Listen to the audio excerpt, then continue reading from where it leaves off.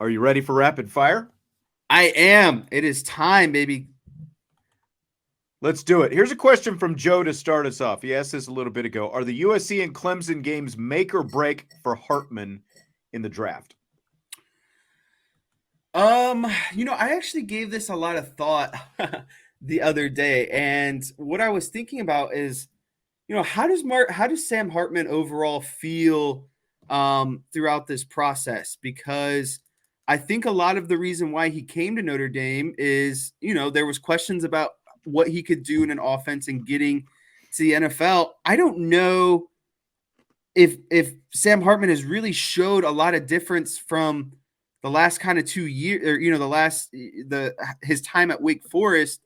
And so I would say that in some of these bigger games or opportunities he's got left, and especially against USC, where he can really open up the offense and be dynamic against a bad defense, I would say, yeah, that these are potential big games that could have a larger impact on Sam Hartman's stock, because they're going to start looking at film at the end of the season and see how he performed in some of these bigger games. And I think if you can start to show that, you can win these games largely because of your quarterback play, that's only going to help his stock. I agree that it will. He needs it to at least give himself a boost to show that he can do it against better competition. Because while he didn't have a great game against Ohio State, it was at that point probably his worst game, but we have seen worse from him in the couple of weeks since. But at the same time, this is a sixth-year guy, and I think that there is a pretty good book on Sam Hartman for the most part at this point from NFL guys. And maybe he gets invited to the combine. He's generally not regarded as one of the top 6 or 7 quarterbacks who are going to be draft available. I think at the very least, Sam Hartman has kind of accomplished at least the minimal thing that he wanted to accomplish by coming to Notre Dame.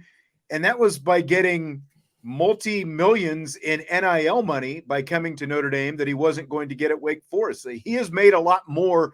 It's like, I'm not saying that was his only mission. He definitely wanted to try to improve his NFL stock, but he's also given himself a nice fallback, a nice bank account full of money, full of NIL money by coming to Notre Dame with all these different deals that he's done that he wasn't going to get at Wake Forest. So now, if he wants to play, if he wants to play in the NFL, yeah, there's still a lot more to accomplish, but even good performances against USC and Clemson are only going to get him so far, because there's still going to be a full body of work to look at. And I think that there is plenty out there already on Sam Hartman. So yeah, I think that they can help him, but I don't think it's going to be the end all be all, is what I'm saying. So Marcus Freeman continues to be criticized by some for his casual sideline demeanor. Is this fair or foul, Jesse? I think it's pretty foul.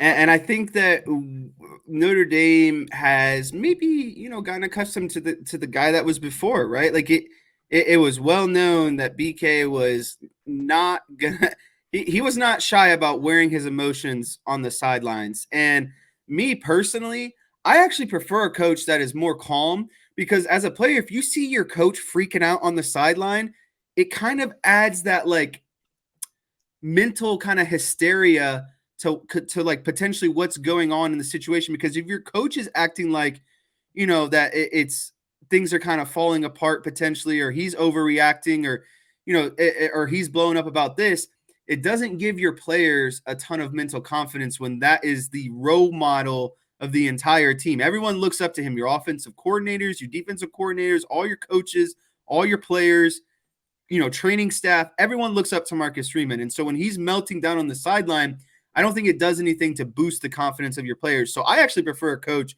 who's much more calm. I don't like seeing coaches blow up on the sideline.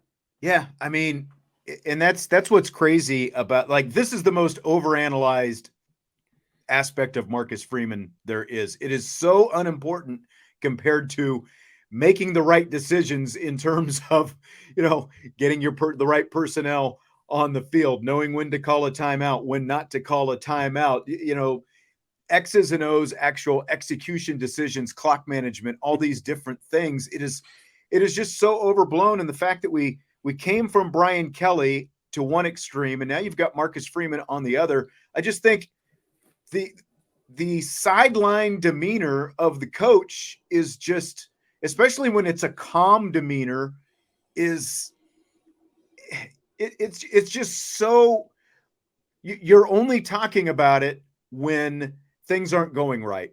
Basically, when things are going right, you don't care about what his demeanor is, and I agree with what you're saying. Like, look at Kyle Shanahan. He doesn't have, some crazy sideline demeanor. Look at the other end of the spectrum, and the guy in Philadelphia. He's a little more nuts, but he also doesn't necessarily just blow up at everything. I think that Marcus Freeman, like, when it's time to let an official have it, or make his point known, those kind of things, he's there. I mean, why do you want a coach who's just constantly going to be blowing up on everyone? You just had that guy and nobody liked it when he was here. So again, I just think it's the most over analyzed thing that there is when it comes to Marcus Freeman. And I would much rather have a coach with the calm demeanor, something I didn't always have. Like if you can keep that calm demeanor when all these things around you, are flying in your face, I think that that's nothing but a good thing, because your players do tend to feed off that. And I don't think that like there's as much to, oh, you've got to be, more emotional, and that's going to get your team inspired and fired up and riled up and all those kind of things. I just don't think that it matters that much. Yeah, I think the only criticism that I would have in these instances is there is sometimes that Marcus Freeman looks maybe a little overwhelmed by situational football. And I think that would be maybe something that fans don't personally like to see, is the discomfort or the slight being overwhelmed of your head coach in these kind of critical or key moments. But again, I would rather have someone be calm. We're reading into things. I don't know how many times, like, there have been plenty of different times you see, whether it's a game or just whatever it happens to be, like, you read too much into things. Like you might even see, like, players kind of animated going back and forth on the sideline. That kind of stuff happens all the time. And everyone automatically assumes, oh, they hate each other or whatever. It's just, again, there's just too much read into these things that I just don't think matters that much. Yeah. Mitchell Evans says Notre Dame does not have an offensive identity crisis. Do you buy or sell that? I actually am going to sell this just because of the wording of the question. I don't think Notre Dame has an identity crisis on offense. I think they have they have things that they want to accomplish. They know how they want to accomplish them, but they're just not accomplishing. They're just how they're accomplishing them, or how they're trying to accomplish them, aka play design or play calling in certain moments. I think that's the more so of an issue. They don't have an identity crisis. Again, they know they want to be a power run team and set the pass up off of that, and eventually, work their way downfield and then kind of downshift towards the end of the game with and lean on that offensive line and Audric Estime. It's just they don't necessarily get from point A to point B efficiently, or do so in a successful manner, and that's the issue to me. Yeah, I completely agree with that. Tim obviously disagrees, and I guess it's sort of how you interpret this question is how you're going to look at this. But I agree with the rationale that you're giving. They at least don't see it as an identity crisis, because to them, their identity is being this running physical football team, so like there's no crisis, because like it would be a crisis, I guess, if it's like 1 minute you're doing this and now you're grab bagging and doing that and you're just flip flopping all over the place and you can't figure things out. They know what they want to be, just as Marcus Freeman says, they're just not doing it well enough right now. That's what it is. Like, to them, they know what their identity is. They're just not accomplishing it when they go out there on Saturdays, these last 3 games. Exactly. Major Payne says he heard Kenny Minchey played Caleb Williams in practice this week. He did, and he really challenged the defense. Good news or bad news? That's great news. You want to get out those challenging things early in the week in scout team, just so you have more comfortability for, when the game actually comes. And it's such a benefit to the defense because Al Golden can see a breakdown in things and say, oh, maybe this isn't exactly what we should run. And this is kind of how I want to tweak it to counteract stuff that has popped up during practice. So I find this to be having someone like Caleb Minchey being really just a tremendous thing because of what I just talked about. You can tweak your game plan throughout the week depending on what Minchey shows you in practice and how they're attacking your defense. Yeah. If Kenny Minchey's not challenging them during the week, then how are they going to have any chance at getting the reigning Heisman Trophy winner, who's going to be the number 1 overall pick, next year? How are they going to have any chance of doing anything against him? Kenny Minchey's got to make a few mistakes. That's not a bad thing. That's what practice is for. You're not supposed to be 100% successful in everything you do in practice when you're going up against something new, because you're not going to be 100% successful out there on Saturday. You're not going to force 8 3-and-outs against USC Saturday night. Caleb Williams is going to make some plays. Kenny Minchey's job is to give the defense the best idea that he can as to what they're going to see Saturday. So I think it's nothing but a good thing that Kenny Minchey has challenged those guys and has done well. Maybe a better challenge than what they had last year when they were seeing the scout team quarterback. Fill in the blank. It's blank that Notre Dame's a 2.5-point favorite against USC this Saturday. It is concerning. It is like treading in light water. I'm not going to say it's appropriate because I think it's just like a straight up kind of if it were me, the spread would be even closer. It just something feels eerie about it at the end of the day. And I can kind of see it, right? Because Notre Dame has a better defense than what USC has faced. Hopefully that's how we want to look at it. Mm-hmm. This game is at Notre Dame. I think Notre Dame plays better, much better at home statistically against USC, and just, overall, like they're a really good home football team. And then the weather plays into it at the end of the day too. I think if you're talking about, maybe being cold, obviously kids from California aren't gonna love that, coming from some nice weather into that. And then you throw in some of this rain potentially. I think that favors, Notre Dame too, because they have more of a power running game. And obviously if the ball is slick, it's harder to throw and catch. So does it feel like Notre Dame should be a 2.5-point favorite? Yeah, with everything I just said. But it still feels eerie at the end of the day, and I don't completely trust it. I mean, I was still shocked. This is kind of like trusting analytics. If you're going to look at, statistically, Notre Dame's got the best defense USC has faced. They do. Statistically, USC is the best offense that Notre Dame has faced. They are. But Notre Dame is a 2.5-point favorite coming off a game where I think, as Tim pointed out, they look completely disjointed against Louisville last week. Again, looking disjointed, and whether or not they think they have their identity are two different things. But that's the biggest question, is can Notre Dame score enough points? Which leads us into this next question. How many points do you think they need to score to beat USC Saturday night? I wrestled with this number for a long time. I think that 30 is too little, and I think 40 is too much. So I'm landing around the 34 area. I think 34 and above is right. I think 40 is like a no-brainer, right? Like if Notre Dame scores 40, I think they win the game. If Notre Dame scores 30, I don't think it would be quite enough. I think you could still lose like 34-30, 31-30. I think you got to get to 34 and above. That's me.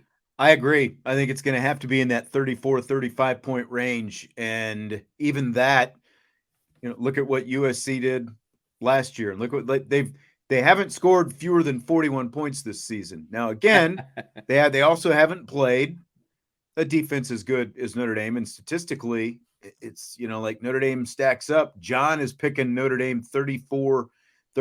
Joe says 35. Tim says 34. I think we're all everyone's falling in that area. Yeah, we're in that range. They're going to have to get it back up there once again. I don't know. I just have such an uncomfortable feeling after watching this team the last 2 weeks really struggle to score points. And obviously you can go back to Ohio State. They struggled as well, but Ohio State is a But much they were better much more defense. offensively Yeah. successful in that game. Right. They just, couldn't finish some drives, couldn't obviously punch through on a couple of 4th and 1s, that kind of. It's going to be in that mid 30s. It's that 34, 35 point, and that's the minimum. They might even have to score a little bit more than that.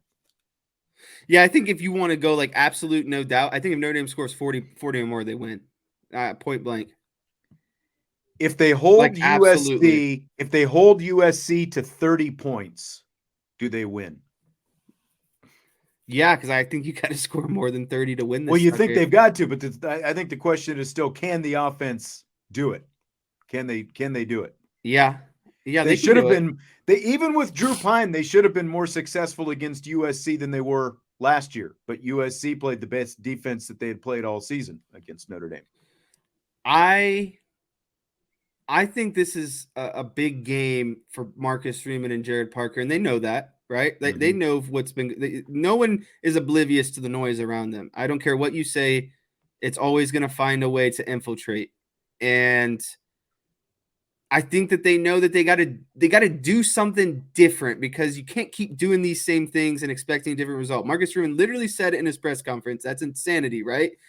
And so I truly believe that Jared Parker and Marcus Freeman are going to find ways to just be more dynamic and simply find a way to get their best playmakers the ball on offense. And as long as you do that against this USC defense, who's poor at tackling, who's poor in the secondary, as long as you get the ball to them, like getting the ball into their hands is going to be half the battle, and just allowing them to kind of figure it out after that, because USC is just bad on the back end. I agree. All right, whoop! What just happened there? I clicked the wrong button. Whoa! Our screen went crazy. So this Bryce Harper stuff in Philadelphia, love it, is just nuts. He, of course, was doubled off first base to end game 2 of their series against Atlanta earlier this week, and then a reporter was in the clubhouse. He hears Orlando Arcia relishing in Harper's misfortune in the clubhouse in Atlanta. He gets back to Harper. Harper smashes a couple of home runs last night, helps the Phillies win 10-2, and he stares down Arcia, rounding second. Arcia, of course, the shortstop. Yeah, and he makes the throat slash and the whole thing as he crosses home plate both times. Arcia says that Harper wasn't supposed to hear it. He says, quote, "That's why we were talking in the clubhouse. I thought whatever is said in the clubhouse stays in the clubhouse," end quote. Do you buy or sell this from Arcia?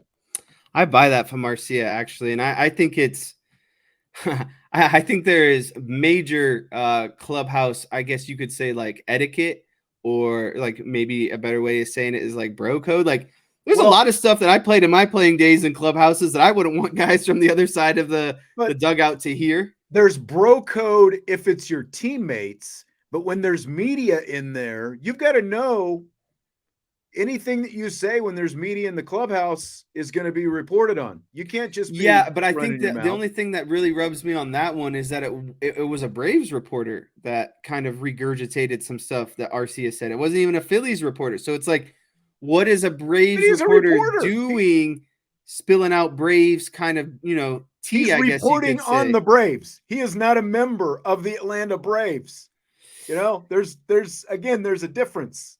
There's a big difference. Yeah, I get what you're saying, but I just feel like he's not a Braves cheerleader like the guys on the radio or TV or whatever. So you're more so saying like Arcia needs to differentiate stuff you say in the dugout and stuff that you say when in the clubhouse after the game when more people are around. Post game in the clubhouse, when they open the doors to the media at some point, and there's media, like in baseball, reporters go right up to guys' locker rooms with microphones and cameras and, whatever it happens to be. So like there's post game everywhere, and like in college, you don't see it until you get to the bowl games. Like at the bowl games, it's the same deal. It's not as regimented like as a Notre Dame home game where you have an official press conferences and all that stuff. Like the NFL, same deal. That you'll have your press conferences, but they open up the locker rooms, to the media. You know, once they open up those doors and they let the media in, anything is up for grabs. You know, like you want to say something to your teammates, that's one thing, but once the media is in there, it's not up to the media to keep your secrets for you. Anything is up for grabs that gets said when they're in there. Yeah, it's just poor.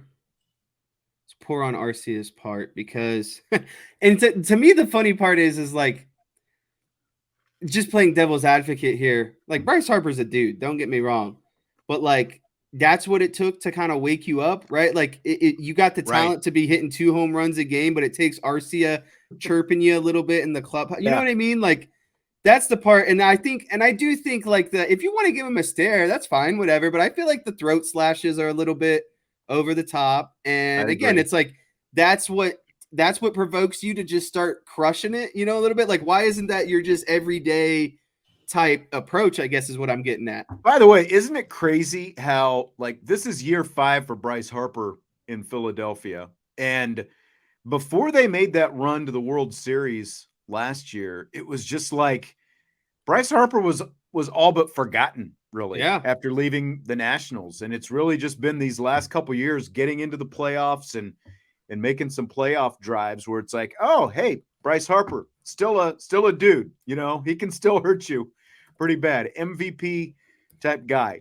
So I think it's fun to kind of see him, you know, back in the spotlight a little bit. Yeah, and I think if I read something, he's only like 2 home runs away now from like the Phillies postseason home run record. He's only got like 2 more already. So that would be kind of cool if you could see him be, you know, the Phillies postseason home run leader. Yeah. Well, I'll tell you what, we're going to wrap it up on that. A lot of good stuff on the whiteboard tonight. We've got other stuff, you and I and Vince, going on later tonight. So we're going to wrap things up with this. And don't forget, we've got IB Countdown to Kickoff coming up. The YouTube will go up Friday night, and the audio podcast drops Saturday morning to get you ready for Notre Dame and USC. Jess, great stuff. I will talk to you again soon. Yes, go Irish, baby. USC week. All right. We'll talk to everybody else as well. Hit the like button before you leave if you would. And, of course, subscribe, rate, and review. And we'll talk to you later on IB Nation Sports Talk.